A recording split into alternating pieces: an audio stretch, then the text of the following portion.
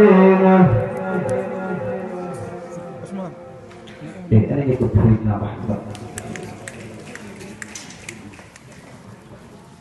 تجيء برسم البدر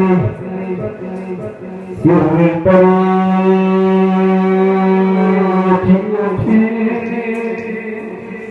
فتبت يداكم أيها الأسبة التي تردار جنينه تشيء برسم البدر سر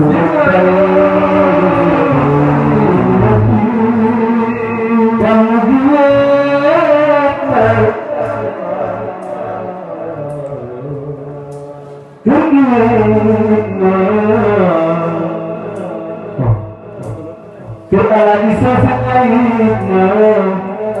lagi memanjang dan